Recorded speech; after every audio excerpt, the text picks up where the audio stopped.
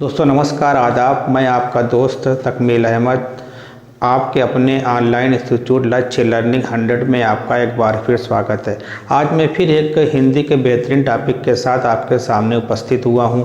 ये एक ऐसा टॉपिक है जो आपको प्रत्येक एग्ज़ाम में कोई आपका कि जल्द ही होने वैकेंसी आने वाली है, लेखपाल की वैकेंसी आने वाली है, फिर PCS का एग्ज़ाम होता है, कोई भी एग्ज़ाम होता है तो यहाँ से क्वेश्चन आने की संभावना बनी रहती है। तो ये आज का हमारा टॉपिक है क्रिया, जिसको हम लोग क्या कहते हैं, जिसको हम लोग कहते हैं इंग्लिश में वर्ब के नाम से भी हम जानते हैं। अब बात करना है कि इसके पहले वीडियो हम लोगों ने क्या देखा था, मतलब कि विशेषण को देखा था और क्या देखा था, विशेष को देखा था।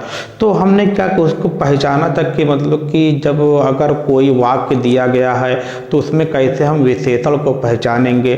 तो विशेषण को पहचानने के लिए हमने ये कहा, उसमें एक तरीका हमने कहा था कि जब हम कैसे मतलब कैसा से उसमें क्वेश्चन करेंगे, जो हमको आंसर मिलेगा, जो हमको उत्तर मिलेगा, वही क्या होगा, विशेषण होगा। लेकिन फिर क्या होता है कि जब कोई वाक्य दिया रहता हमको उसमें विशेष को ढूंढना होता, निकालना होता है, तो उसमें क्या होता है, कौन से क्वेश्चन करते हैं, उसके बाद जो उत्तर मिलेगा, जो आंसर आएगा, वही क्या होगा, वो आपका विशेष होगा। तो इसके बाद हम अगला वीडियो की तरफ बढ़ रहे हैं जिसका नाम है क्रिया। इसको इंग्लिश में क्या कहते हैं, वर्ब के नाम से हम जानते हैं। यहाँ पे हम लोग क्या देखेंगे, तो यहाँ पे एक शब्द आता है कि धातु आएगा। धातु शब्द किसे कहते हैं, तो धातु में, क्योंकि क्या होता है, क्रिया का मतलब होता है कि कोई भी शब्द, कोई भी वाक्य हो बगैर क्रिया के पूरा नहीं होता। बगैर या हम कोई काम करने जा रहे हैं, बगैर क्रिया के करे कोई काम नहीं होता है। उसी तरीके से हम लोग कह सकते हैं बगैर बगैर क्रिया के कोई वाक्य पूरा नहीं होता। जब तक उसमें क्रिया नहीं होगी, क्रिया करने वाला कार्य नहीं होगा, तब तक उसको हम लोग क्या कह सकते हैं कि उसमें हम वो आपका काम पूरा नहीं होगा, वो आपका कार्य पूरा मतलब कि वाक्य पूरा नहीं होगा। तो यहाँ पे हमने क्या लिखा है कि देखिए कि बहुत ही आसान शब्दों में हमने लिखा है कि जिस शब्द से किसी कार्य का करना या होना मतलब कि प्रकट हो, जैसे वो क्या होता है कि मतलब कि वो है, मतलब वह या सीता क्या कार्य नहीं है, लेकिन हमने कहा सीता लिख रही है, मतलब तो लिखना क्या है, तो लिखना आपका क्या है, एक प्रकार का कार्य है। जो कार्य होगा तो हम क्या कह सकते हैं, ये पूरा वाक्य हमारा पूरा हो गया, पूरा काम पूरा हो गया। तो वहाँ पे क्या होता है कि जिस शब्द से किसी कार्य का करना या होना प्रकट या दिखाई पड़ता है, वो उसे क्रिया कहा जाता है। अब बात आती है कि धातु में ना जोड़कर क्रिया का निर्माण करते हैं, तो हम लोग धातु किसे कहते हैं, धातु शब्द किसे कहते हैं, इसके बारे में मैं आपको बता रहा हूँ। जैसे क्या होता है, लिख, ये क्या है, आपका धातु है। हंस मतलब कि लिख, चल, ये आपका क्या है, ये आपका है कि धातु है। पढ़, ये आपका धातु है। फिर लिख, पढ़, चल। अब इसको क्या बनाना है, अगर इसी में हम लोग ना जोड़ दें सभी में, तो क्या बन जाएगा, ये आपका क्रिया बन जाएगा। जैसे तब हो जाएगा लिखना, तो क्या हो गया कि लिखना क्रिया हो गया, चलना क्रिया हो गया, फिर क्या होगा कि पढ़ना क्रिया हो गया। तो ये वाला शब्द जो होगा, लिख, चल, पढ़ आदि जितने शब्द होते हैं वो क्या होते हैं, उसको हम लोग धातु कहते हैं। और धातु में जब हम लोग क्या जोड़ देते हैं, ना जोड़ देते हैं, तो क्रिया का निर्माण हो जाता है। तो यहाँ पे हमने एक सिंपल लिखा है कि पढ़ाया, क्या होता है इसमें, जैसे कि पढ़ाया मतलब कि अब जैसे खा का आपका क्या है, ये धातु है, ना इसमें जोड़ दो तो क्या हो जाएगा, खाना। तो इसमें देख रहे हैं कि ना जोड़ने पे तो खा भी क्या आपका है, एक धातु हो गया। तो धातु में इसमें लिखा पराया, धातु में ना जोड़कर क्रिया का निर्माण करते हैं। तो ये आपने समझ लिया कि किसी शब्द से या जिस शब्द से किसी कार्य का होना या प्रकट होना प्रकट मतलब कि होना या प्रकट हो तो उसे क्रिया कहा जाता है। जैसे अगर मैं लिख दूं कि मैं यहाँ पे लिख दूं वह मतलब वह सीता, तो यहाँ पे सीता है, तो सीता है तो है, कोई कार्य नहीं है। अगर हम लिख देंगे सीता लिख रही है, सीता लिखना चाहती है, तो इसमें क्या होगा कि लिखना क्या हो गया, आपका क्रिया हो गया। तो इसका मतलब क्या, वो कार्य कर रही है, कोई कार्य हो रहा है। तो बगैर कार्य का क्रिया हम लोग नहीं कह सकते हैं, जब तक का वाक्य में कार्य का होना प्रकट हो, प्रकट ना हो तब तक हम उसको कार्य मतलब क्रिया नहीं कह सकते हैं। जैसे अब फिर यहाँ से पढ़िए कि जिस शब्द से किसी कार्य का करना, तो उसको क्या कहो, या होना प्रकट हो उसे क्रिया कहते हैं। अब बात आती है क्रिया का निर्माण किसे कहते हैं। जैसे क्या होता है, लिख क्या है, धातु है, चल धातु है, पढ़ धातु है, खा धातु है, इसी में ना जोड़ दोगे तो क्या हो जाएगा, लिखना, चलना, पढ़ना, खाना आदि क्या हो जाएगा आपका कि ये क्या हो जाएगा, ये आपका बन जाएगी क्रिया। ये पूरा शब्द क्या बन गया, वर्ब बन गया। ये आप इतना आप समझ लिए। आगे हम बात करते हैं क्रिया के भेद, मतलब कि रचना के आधार पर क्रिया दो प्रकार की होती है।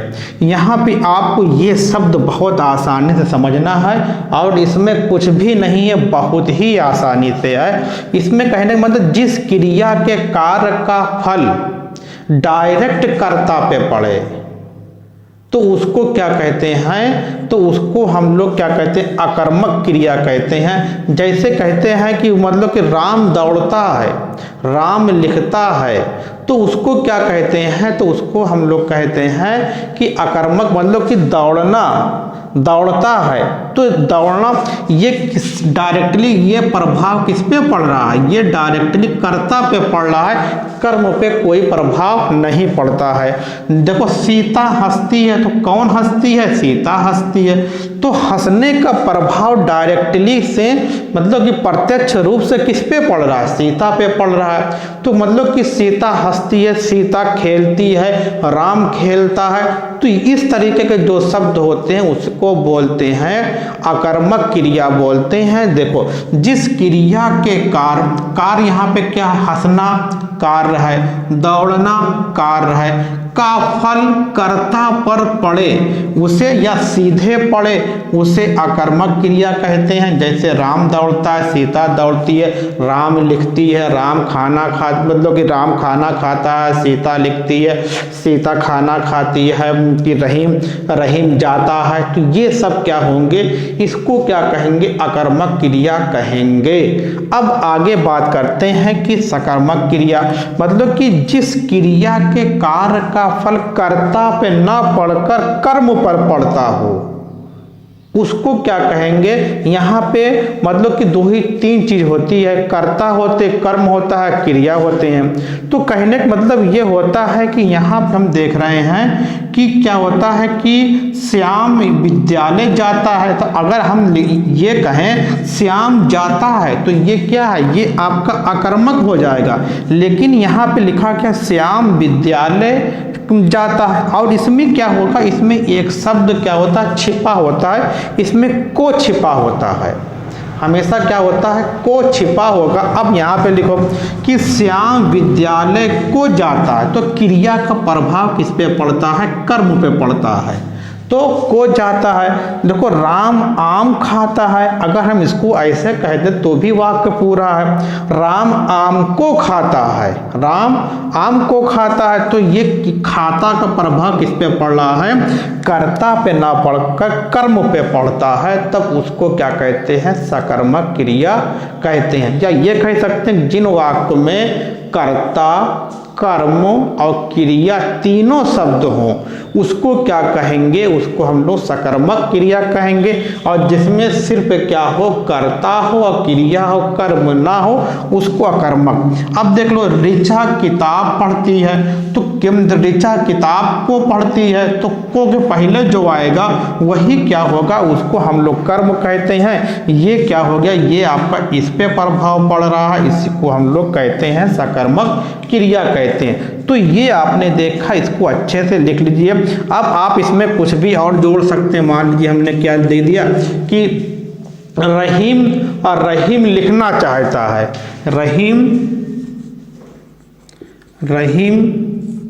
रहीम लिखना चाहता है, वो आपका आकर्मक होगा। लेकिन हम लिख दें कि रहीम किताब लिखना चाहता है, रहीम किताब लिखना चाहता है। तो यहाँ पे लिखना का क्रिया है।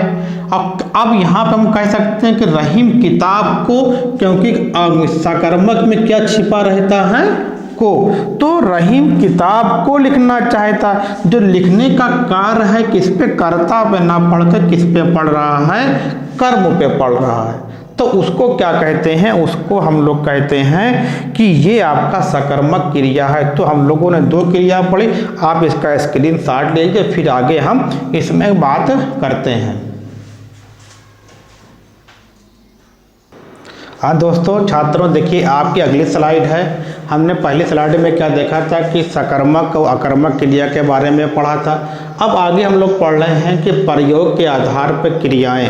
तो प्रयोग के आधार पर क्रियाएं क्या होती हैं, यहाँ पे हम लोग देखेंगे कि क्या होती है। प्रयोग के आधार पर 2 प्रकार की क्रियाएं होती हैं, एक पूर्वकालिक क्रिया होती है, एक संयुक्त क्रिया होती है। तो हम क्या करेंगे, इसमें आपको बहुत ज़्यादा परेशान होने की ज़रूरत नहीं है।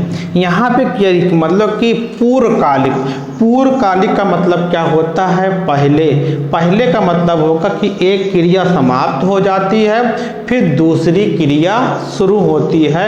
उसको क्या कहते हैं, उस शब्द को हम लोग क्या कहेंगे, उस वाक्य को कहेंगे इसमें पूर्वकालिक क्रिया है। जो क्रिया पहले हो जाएगी उसी को क्या कहते हैं, पूर्वकालिक क्रिया कहते हैं। जैसे आप समझ सकते हैं कि जैसे आप कहते हैं कि आप मतलब कि सीता स्कूल गई और पढ़ना शुरू किया।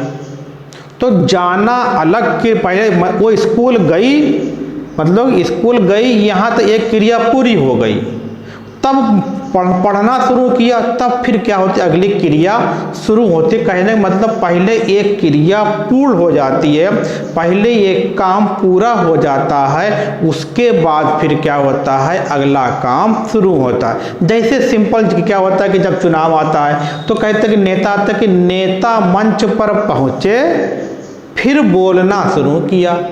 तो यहाँ पे देख रहे हैं, या ऐसे कहें उसको कह सकते हैं नेता मंच पर गए बोले। तो पहले मंच पर वो चले गए, ये एक काम तो पूरा हो गया, फिर क्या हो गया कि वो बोलना शुरू किया।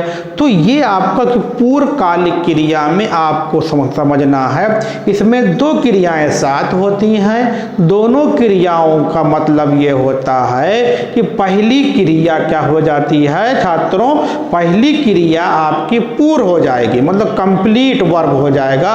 उसके बाद फिर क्या होगी, अगली क्रिया शुरू होगी। उसी को क्या कहते हैं, पूर्वकालिक क्रिया कहते हैं। तो अब आइए, जितना अगर आप इसको लिख लीजिए, अगर आप सिंपल लिख लीजिए कि पहले मतलब कि जब किसी वाक्य में पहली क्रिया पूर्ण हो जाती है, उसके बाद जो दूसरी क्रिया शुरू होती है, उस वाक्य को पूर्वकालिक क्रिया कहते हैं। देखिए इसमें बहुत आसान है। अब यहाँ पर जैसे इसको मैं पढ़ूंगा बाद में, डिफिनेशन आप खुद पहले इसमें देख लो, मैं खा कर खेलता हूँ। तो यहाँ पे क्या हुआ, देखो ये पूरे पहले क्या हुआ, मैं खा कर, ये एक क्रिया है खाना, खेलता हूँ। जैसे हम लोग क्या होता है कि जब आदमी के बच्चे का मतलब कि छात्र छोटे होते हैं, कक्षा 2, 3, 4, 5, 6 में पढ़ते हैं, तो जैसे ही घर जाते हैं तो माँ लोग क्या कहती हैं, माँ पिता कहते हैं पहले खा लो बेटा तब जाके आपको खेलना है। तो ये क्या होता है, जो हमारे साथ हुआ है, जो आपके साथ हो रहा है या हो रहा है। सब मान लीजिए आप तैयारी लेखपाल की कर रहे हैं, आपकी डैडी आए, अब डैडी आए, मम्मी आए, तो कहते हैं बेटा पहले खा लो तब पढ़ाई करो। तो ये क्या है, जब माँ आके ये कहेंगी आपसे, आप आगे मतलब कि मेज कुर्सी में बैठे पढ़ रहे हो, 2-4 घंटे से पढ़ रहे हो, सिंपल है। तो अब माँ मतलब कि माँ आएगी या पिताजी आएंगे, भाई आएंगे, कहेंगे कि आप पहले खा लीजिए तब पढ़ना शुरू करिए। ये क्या है, इसको हम लोग क्या कहते हैं, इसी को कहते हैं पूर्वकालिक क्रिया कहते हैं। अब जैसे मान लीजिए आपने मतलब कि देर रात तक पढ़ रहे हो, 12 बजे तक पढ़ लिया तो माँ क्या कहेगी कि बेटा कर लेते कि आप कि अब सो जाओ, फिर मतलब उठने के बाद पढ़ना। तो ये एक आपकी क्रिया पूरी हो गई। पहले मतलब कि अब यहाँ पे पहला काम कि आप इसको बंद करिए, तब फिर ये काम शुरू करिए। उसको क्या कहते हैं, उसको हम लोग क्या कहते हैं, पूर्वकालिक क्रिया कहते हैं। अब इसको भी समझ लो, मैं खाकर खेलता हूँ, नेताजी मंच पर जाकर, यहाँ पे जाकर ये आपका यहाँ पे पूरा हो गया, मिकी एक शब्द पूरा हो, एक वाक्य। बोले मतलब फिर बोलना भी क्या है, क्रिया है ना। तो यहाँ पे क्या है कि एक क्रिया पूर्ण हो जाती है, फिर क्या होता है, दूसरी क्रिया शुरू होती है, उसको क्या कहते हैं, पूर्वकालिक क्रिया कहते हैं। अब आपको इसमें कभी भूलना नहीं चाहिए कि माँ आएगी कहेगी बेटा अब पहले खा लीजिए तब पढ़िए। ये क्या है कि आपकी पूर्वकालिक क्रिया है।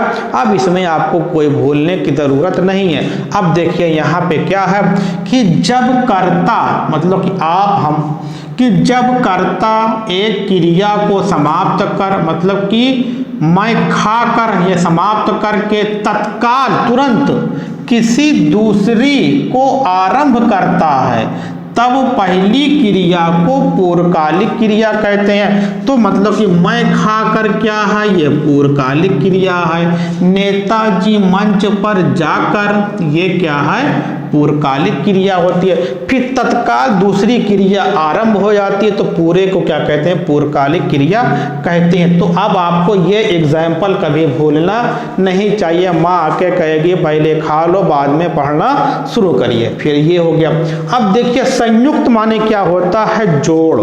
जब इसमें क्या होता है कि अब देखिए कि जब क्रिया दो क्रियाओं के संयोग से निर्मित हो तब उसे संयुक्त क्रिया कहते हैं। जैसे वह खाने लगा, तो खाना और लगा दोनों क्या है, दोनों क्रिया साथ हो रही है, मतलब कि दोनों क्रिया साथ चल रही हैं। वह मुझे पढ़ने दो, पढ़ना भी है और दो मतलब यहाँ पे क्या है, दो का मतलब यहाँ पे संख्या नहीं है, दो का मतलब यहाँ पे कोई वर्क है, कोई कार्य करना है। मुझे पढ़ने दो, मुझे पढ़ने दो, ये हुआ। वह छत से कूद पड़ा, मतलब कूदना और पढ़ना दोनों क्या है, दोनों क्रियाएं साथ चलती हैं, तब उसको क्या कहते हैं, वह उसको संयुक्त क्रिया कहते हैं। वह खेलती कूदती रहती है, वह खेलती भी है और कूदती भी रहती है। जैसे बच्चे होते हैं ना, खेलेंगे भी और फिर क्या होंगे, ऊपर नीचे कूदते भी रहते हैं, तो उसको क्या कहते हैं, संयुक्त क्रिया कहते हैं। पानी बरसने लगा, तो यहाँ बरसना भी क्रिया है और लगा भी क्या है, आपका क्रिया में आता है, तो दोनों साथ चलती हैं, उसको क्या कहते हैं, उसको हम लोग संयुक्त क्रिया कहते हैं। तो आपने देखा कि पूर्वकालिक क्रिया तो बहुत आसान है। माँ आकर कहेगी कि बेटा अब की पढ़ना बंद कर दो और फिर खा के पढ़िए, ये क्या होगा, पूर्वकालिक क्रिया होगी।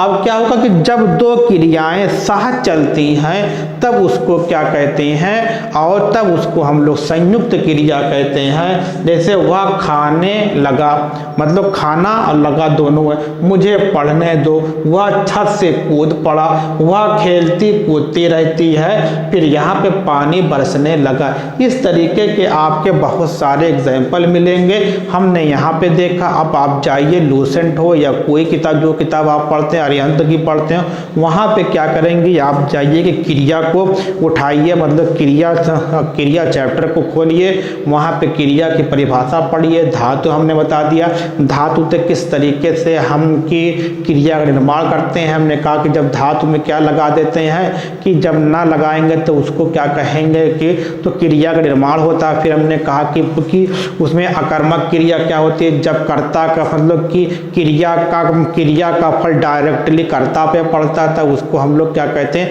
अकर्मक क्रिया कहते हैं। जैसे वह हंसता है, तो हंसना क्या है, वह खेलता है, ये क्या। फिर क्या कहते हैं कि फिर आपका सामने सकर्मक क्रिया क्या थी, वह विद्यालय जाता है तो विद्यालय को जाता है। वह आम खाता है, वो आम को खाता है। वह छत पे जाता है, वह छत को जाता है। तो ये तमाम तरह की क्या थी, वहाँ पे हम लोगों ने सकर्मक क्रिया के। अब फिर पूर्वकालिक की क्रिया के बारे में पढ़ा कि जब कर्ता ये क्रिया को पूरा कर लेता है, तत्काल दूसरी क्रिया को को शुरू करता तो उसको हम लोग क्या कहते हैं, पूर्वकालिक क्रिया कहते हैं। जैसे नेताजी मंच पर जाकर बोले, पहले मंच पे जाएंगे फिर जाकर बोलेंगे। फिर क्या यहाँ पे क्या कि मैं खाकर खेलता हूँ, मैं जाकर सोता हूँ, तो ये सब क्या थी, पूर्वकालिक क्रिया थी। जब क्रिया दो क्रियाएं साथ चलती हैं तो उसको क्या कहते हैं, संयुक्त क्रिया कहते हैं। तो यहाँ पे वह खाने लगा, मुझे पढ़ने दो, वह छत से कूद पड़ा, वह खेलती कूदती रहती है, पानी बरसने लगा। ये तमाम तरह की आज की क्रिया थी। आज का हमारा बेहतरीन टॉपिक था, आप इसका स्क्रीनशॉट लीजिए, फिर आगे हम बात करते हैं।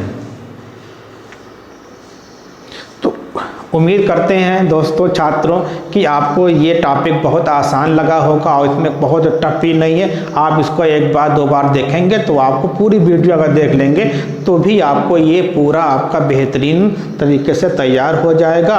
इसके लिए मैं अब लास्ट में धन्यवाद करता हूँ। अब लेकिन जिन छात्रों ने अभी तक हमारे ऑनलाइन इंस्टीट्यूट लक्ष्य लर्निंग 100 को सब्सक्राइब नहीं किया, सब्सक्राइब कर लें, अब बेल आइकन को भी प्रेस कर दें और एक बिग लाइक का बटन भी दबा दें। Okay, thanks.